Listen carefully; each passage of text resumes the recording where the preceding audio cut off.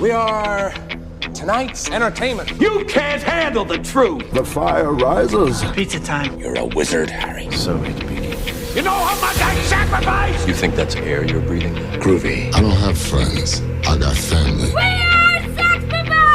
1, 2, 3, 4! Craft Services. Hey, Trent. Hi, Parth. You're looking well. We have a podcast.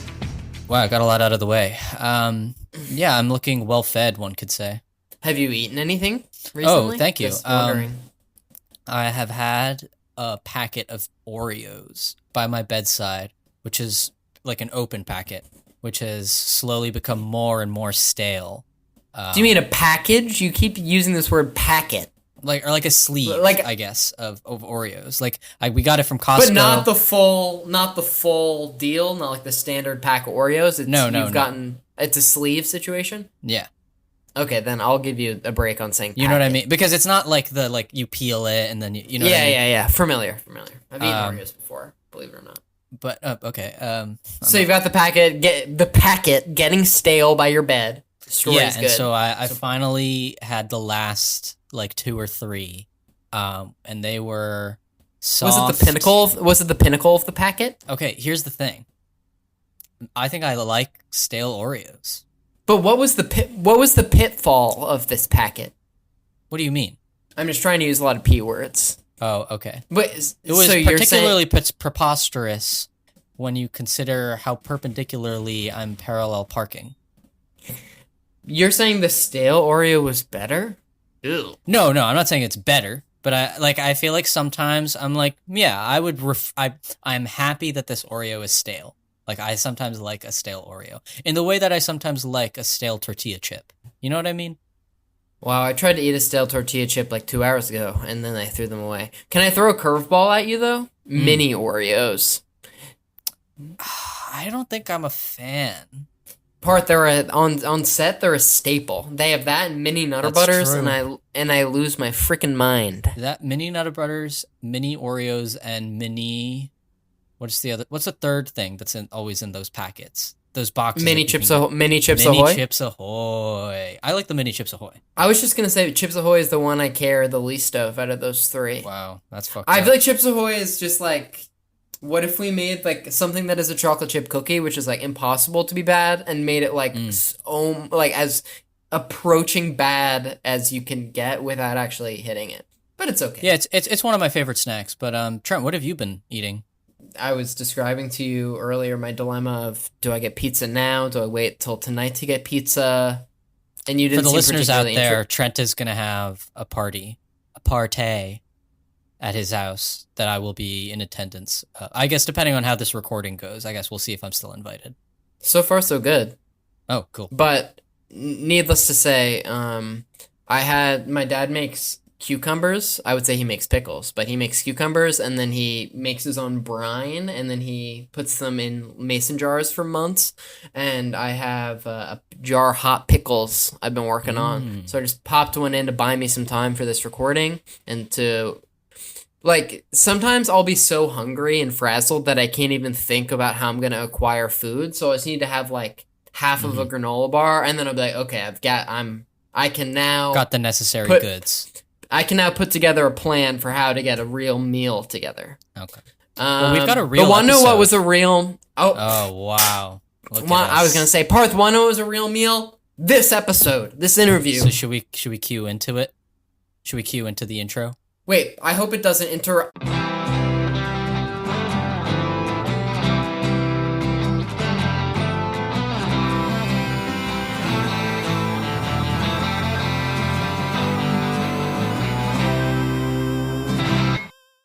Welcome back to Craft Services, where we talk about the movies. Each week we talk about a film and hopefully have a crew member of that film to talk with us about their experience working on the picture.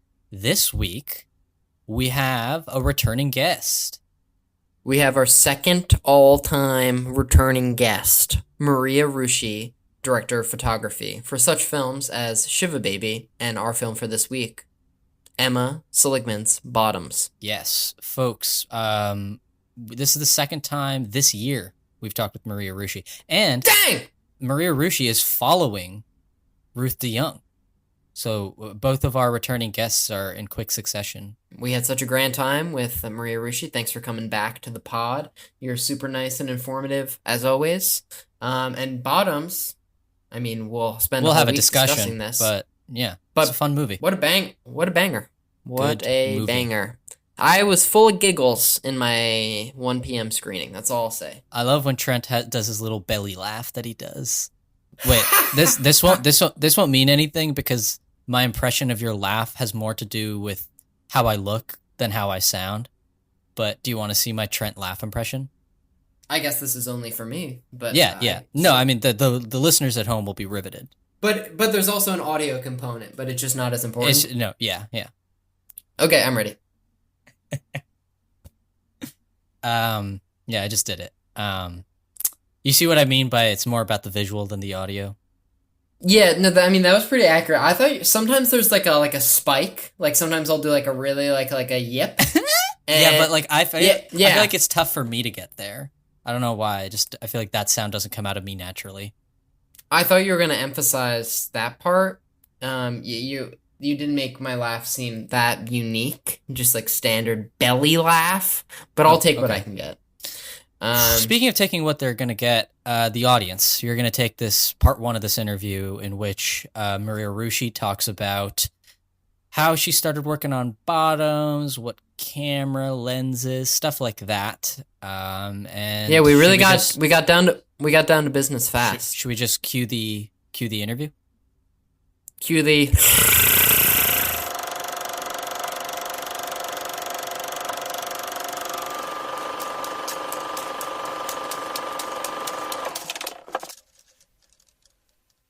Hello, everybody, and welcome to our interview with Maria Rusche. We spoke with her a few months ago about her cinematography on Emma Seligman's debut feature film, Shiva Baby, and she's back on the show to talk about her newest film, Bottoms. Thank you so much for being with us today. Yeah, happy to be back. So I think you talked about it a little bit in our last interview, but if you could sort of talk about the genesis of this project and how you came to know that this was going to be the movie you were working on. Yeah, so Emma and Rachel had been writing Bottoms while we were prepping for Shiva Baby, so I kind of heard tell of it a bit, but it was kind of just it was a high school comedy at that point. And I finally read the script, I want to say summer of 2021. And I mean, it was crazy. It was like, it was more over the top and insane than even the movie turned out, which I think is a good lesson in like how to make an interesting studio movie, because it is kind of going to get watered down and made more appealing to like the masses. So if you start just so weird, it's still going to end up weird. So yeah, that's kind of how I got involved. So we touched on this a little bit for Shiva Baby. I'm sure we might be saying that a couple times, but what kind of prep did you or do you do when trying to create the look for this film? And were there any touchstone films that you were looking at in particular? Oh, totally. Yeah. We went through pretty much largely the same process that we did last time, which is we looked through a ton of references together and we watch movies kind of together, and we make a little watch list and kind of do it on our own, and then come back and share sort of clips and go through scenes together. And that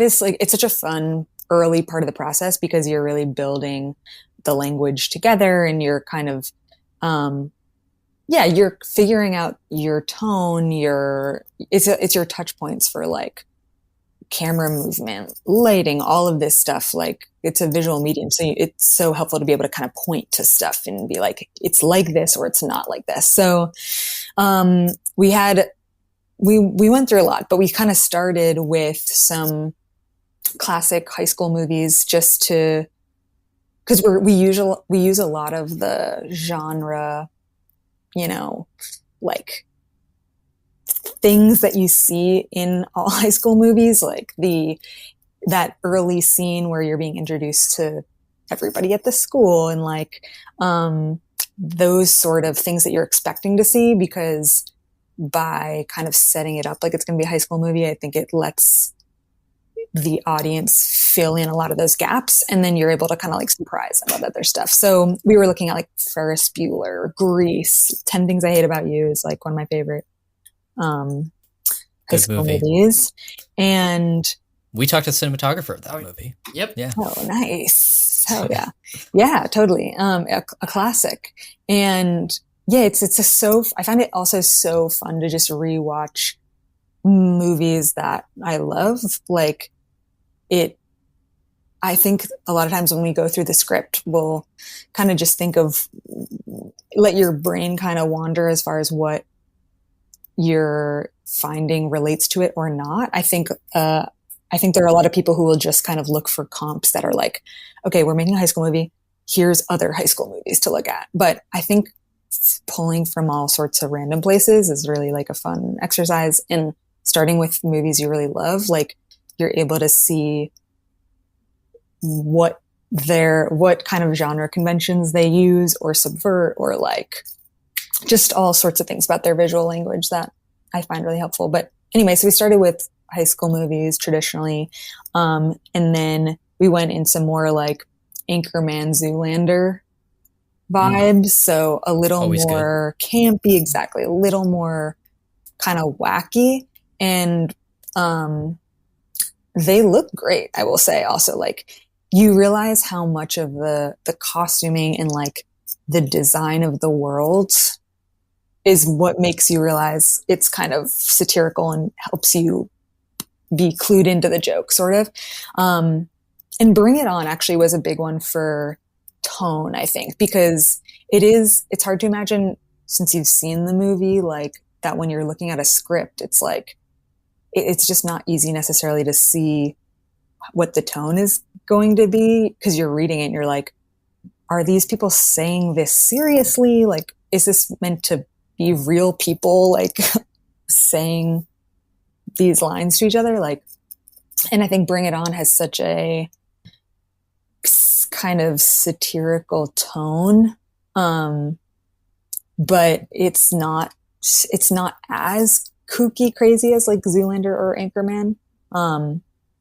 So that was, I think, a really helpful one to look at. It also had a lot of like ensemble blocking that was really helpful for us. But yeah, then we kind of veered into like action, obviously, is a big part of this Fight Club movie. So there's a lot of like Fight Club rewatches. Attack the Block was a big one. Kill Bill. And like Shaun of the Dead and Scott Pilgrim, and World's End, like some Edgar Wright stuff we used largely for a lot of like fight sequences, because they do a lot of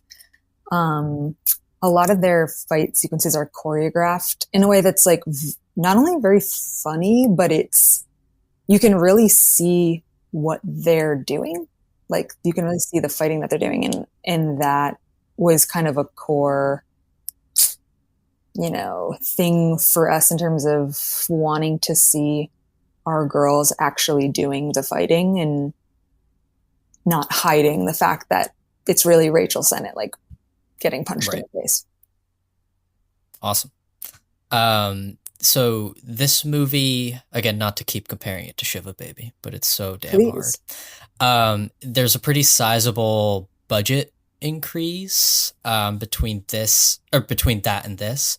And so did that sort of change your process in any way? And was that at all like overwhelming that you're dealing with like much more money than you were before? Or is it just kind of like, it's what it is and you just kind of push your way through it? Yeah, I mean, I think a lot of people will say like you never feel like you have enough money, which is sort of, I think, how we felt, because even though it's a sizable budget increase, like the script is a lot more budget conscious, I guess, in that way. Like it has just a lot more scope. We were doing practical explosions. We have like a couple of fight sequences, obviously more locations and things like that. So, but I was stoked to have more resources because it's so hard to make a small movie. And it's funny because I think that it can be challenging sometimes for studios or like companies to approve you to shoot something that's a bigger budget than you've shot before. But it's sort of funny because I find it like harder to shoot a small budget like movie in some ways because you're having to do so much more. Like I had an amazing team who I was able to like delegate different things to, but like with regards to lighting, for example, I had a great gaffer, James O'Neill, who's local, and Key Grip Corey Kirkling, who had an amazing rigging team. So we get to go into the space, talk through what the lighting would be, and instead of having to kind of like kill yourself designing the coverage around the lighting you're just able to accomplish on your budget level, we were able to like really figure out how to light the space in the best way and the most efficient way to like gain more shooting time. And then because we had a rigging team, all that stuff's like ready to go basically when we showed up. So I really loved a lot of parts about it. I think the most challenging piece of it, and I think Emma would attest to this, is just that our crew was, I don't know, 20 people on Shiva Baby, 30 people. And this crew was like, I don't even know, 100, 150 people. And you're having to,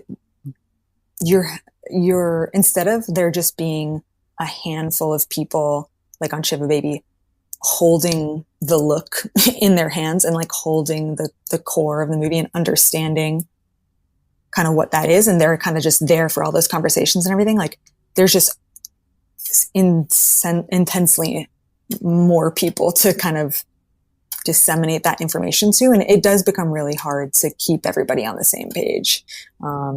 Because you're just, as like the director or even me, like you're just not able to talk to everybody. So you have to figure out ways to like have, a deck, for example, that has like key components of the look in it that you can give to basically every crew member just so they have a basic idea of what the movie is.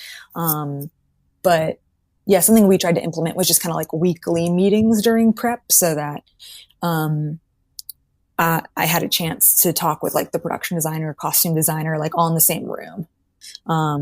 So I'd say that I think was like the trickiest part. So I'd say like the narrative is sort of like elevated in the way that like I like Shiva Baby like takes place, I'd say closer to like the world as we know it, and then this is sort of like a little bit of like a world without consequence. Not without consequence, but they like commit crimes and they're like not worried about it, So I love operating in that space. And does operating in that sort of like pivoted space, how does that affect how you shoot the look of the movie? Yeah, that's a good question. Like, cause I think that is kind of exactly what's tricky about doing a movie like that and trying to get every department to understand like what the world is. Cause if it's not just reality, you're like, what do people wear or how would people act if they're like able to commit crimes or whatever?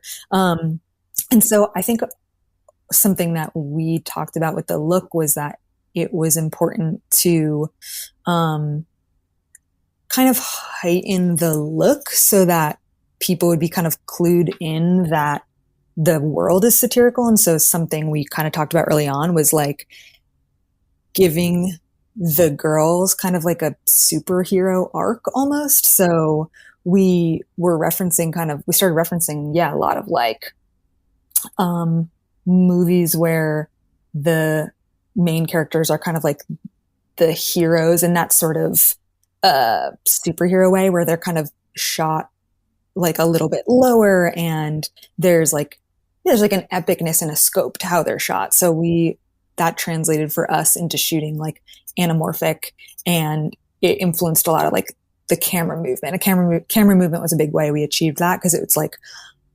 important beats and things are like punctuated by push-ins a lot, which I feel like is kind of a classic like sort of action thing, or like heightened tone sort of thing. You're not really doing that on a drama, like doing a quick push-in when somebody like thinks of their idea or whatever. So I think those were kind of the core tenets that helped us clue the audience into the tone. Mm-hmm. And sort of continuing on talking about that tone, this movie seems like it has a lot of improv in it, and I mean, you can kind of tell because there's a gag reel at the end of the movie, which I'm a fan of, that coming back. But if I remember correctly, there was improv on Shiva Baby, but like, again, because the worlds are so, it's a very different kind of improv. And so like, what was it like shooting that and sort of setting cameras up in such a way that they, you're like stylized and like have like composed shots, but are also able to do like improv? Yeah, totally. I mean, I think it was, I think what sets it apart a little bit, to be honest, is like, I think Emma and I were both really committed to the look of the movie being important, and not wanting, I think there's a lot of studio comedies like in the past 10 to 20 years that are just like shot so boring, but they're set up for like improv.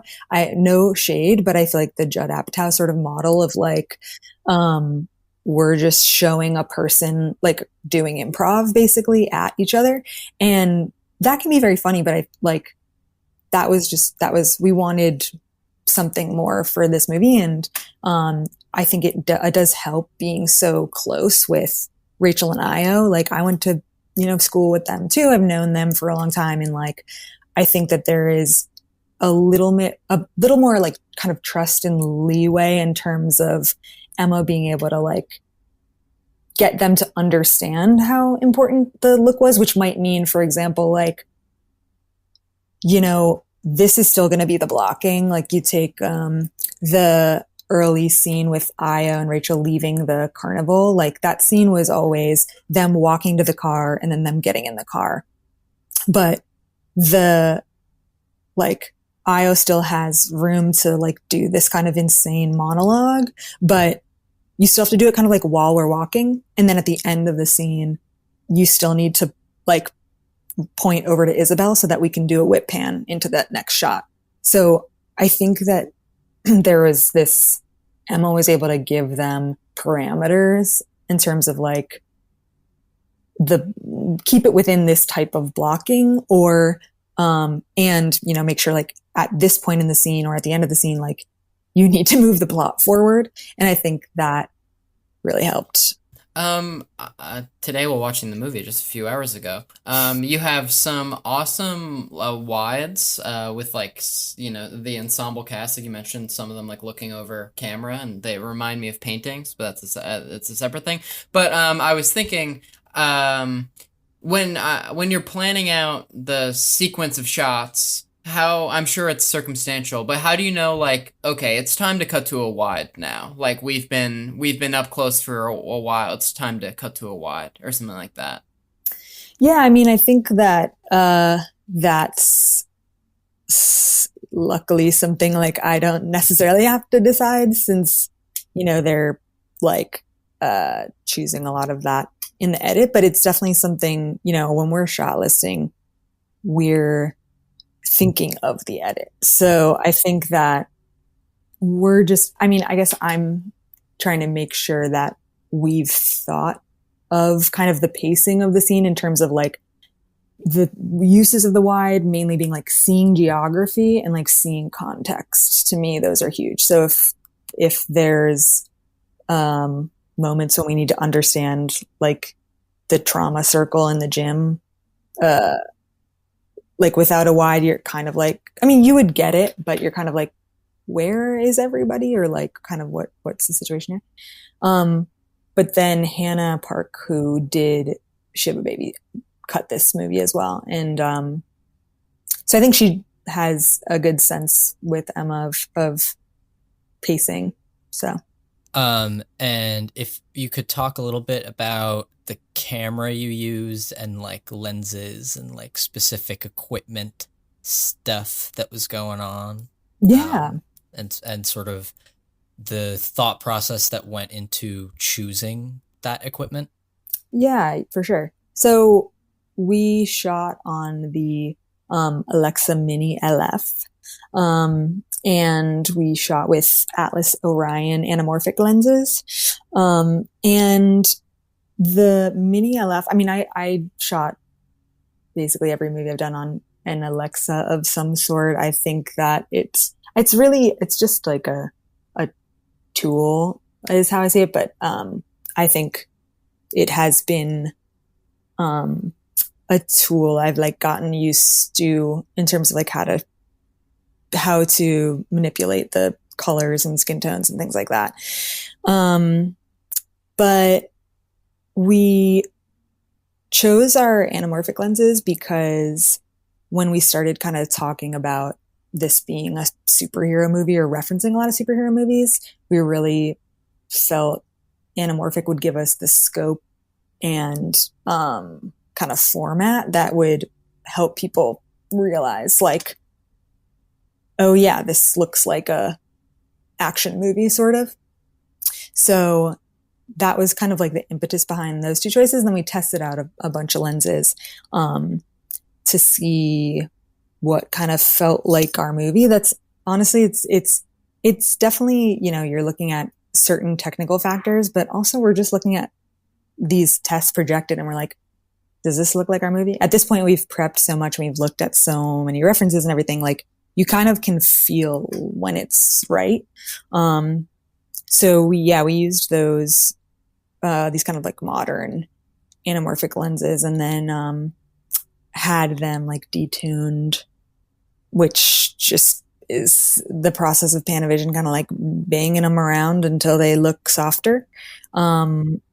So, and that I think made them feel a bit more in line with the kind of more classic, like softer high school movies. They were they're quite modern, so they're a bit sharp, out of the box. But yeah, I think we landed on a good combination. Yeah, I agree. Definitely. Yeah, I don't know a whole lot about anamorphic lenses, but I'm pretty sure they are just like shallow depth of field, which I noticed in the movie. And then I noticed so often you're focused in the foreground and then you shifting to the action in the background. And I guess I noticed it a few times. So or I guess how are you're like combining shots like that, or like I guess I'm sure that was on your mind or something like that. I don't know. Yeah, totally. Like in our, you know, we kind of had our,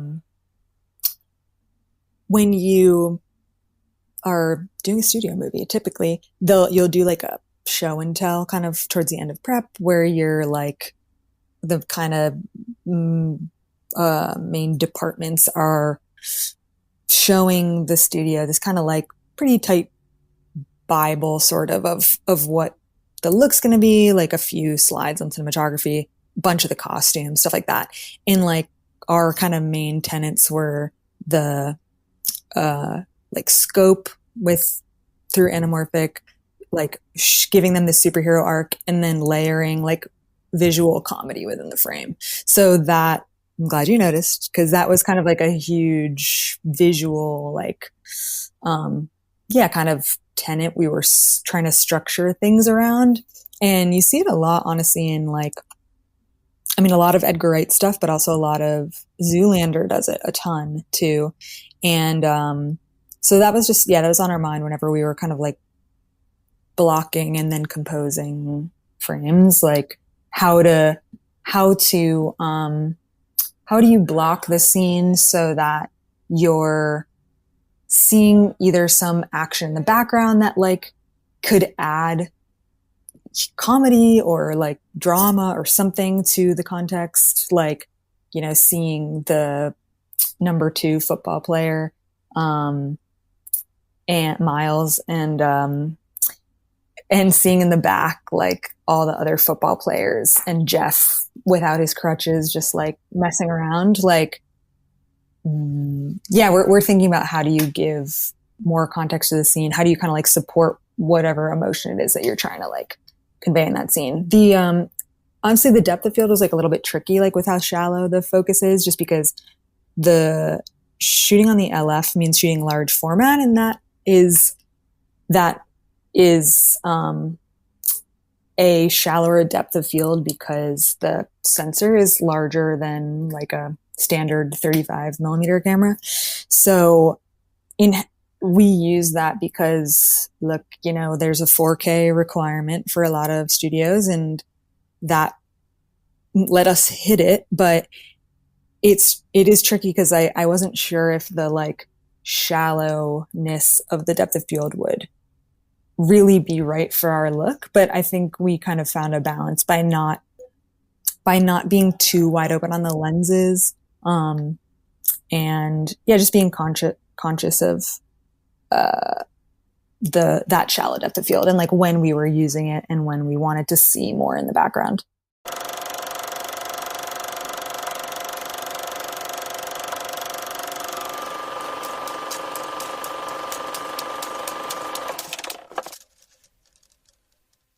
What an interview. Is it over? No, Parth, it ended kind of abruptly. For being, nice editing job. No sarcasm there. But it ended kind of abruptly. It's like the conversation was only halfway complete. The rumors are true. There's part 2 of this interview coming out next week, and there we're talking specific scenes, guys. And and Trent, I have edited both parts of this interview, so I know what's in it. And let me just say, both parts of these interview. Oh, cool. Yep. It's good. Next week's episode is good. And not only did It's I also edit good? it, I was there. Yes, as was I. Yeah. As was Maria Rusche. And what fun we had.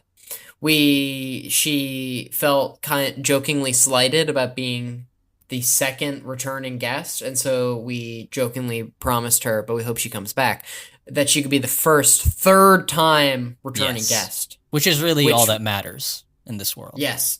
Which we might have to come up with some sort of golden jacket, to send her way. Yes, or at least to jokingly, or just like a sticker, or, because that might just be a little bit less expensive for us.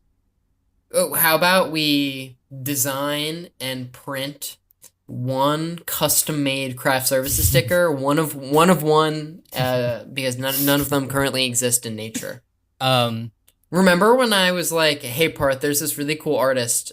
Do you want to split $150 for them to make us a Twitter banner?" And you were like, "No," and I was like, "Yeah, it's probably wise." Given the cumulative amount of money we have earned making this podcast, which is in the negatives, I think it was probably smart not to spend $150 more on a Twitter banner most people won't see. I've seen our follower count. We're at the end of the episode, so but fun fact, the person's rate has probably skyrocketed since then because they've since like been on Jimmy the Fallon. news. Oh, okay. No, I don't think so. But we won't name any names, but they're a cool artist person, and they like got on like big news network channels because they like live in New York, and people have like signs for like, "Watch my dog, join my band," or whatever, and they'll just be like written on paper, and he like takes them and like redesigns them in like really cool ways, and then like replaces them with it, and then major news networks started paying attention. But he's a really cool artist, but now he's like mildly famous, so it'd probably cost more money. Speaking of major news networks, are there any major podcasting platforms that this for which we can be located listened to on? Spotify, Apple Podcasts, Stitcher, Google Podcasts, Pandora, Amazon Music. You see my face when I say Pandora? It's one of Well, I won't discussed. insult Well, yeah, I mean, I hope if you're listening to someone, us on Pandora, a proprietor of our podcast. Maybe we're just a little confused. Like, we don't understand. We're not unhappy. We're just on Pandora. Do you have to like random shuffle through your podcast episode? No, I think your podcast movie podcast, and then it'll just throw you like goes episode blank check. 73. Eye of the Duck, Craft Services, Die Hard with the blank. Anyways, Parth, how many movie podcasts do you listen to regularly? I listen to the DGA podcast. I listen to Eye of the Duck because I like to see if they've butchered my production history or not. They don't usually.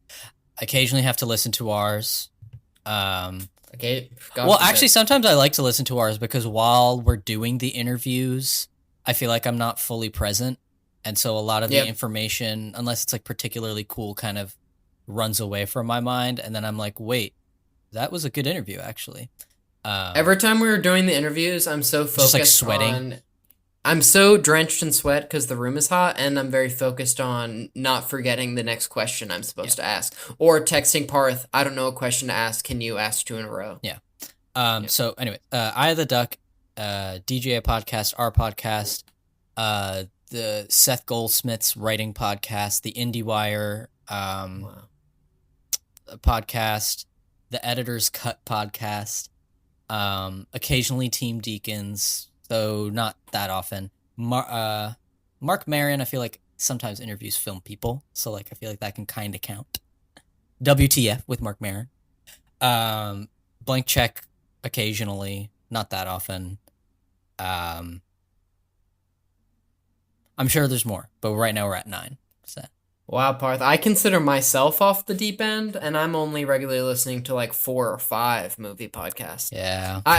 But a toxic trait of mine is the... Oh, and Light the Fuse, 10. That's 10. Yeah. Dang. Is the ability to re-listen to the same podcast episode 5 to 10 times. I think you're unparalleled in that ability. It's it draws a lot of things to question. Yeah. As to why it's not a problem. But the audience is probably like questioning where we are social media wise, and I would just have to say Instagram and Twitter. You can go follow us there. And at should we wrap Craft this Services up? Podcast. Yeah. I'll see you in a few hours, Parth. Yeah, see ya, buddy. Bye. Let me know if you have a pizza. Bye.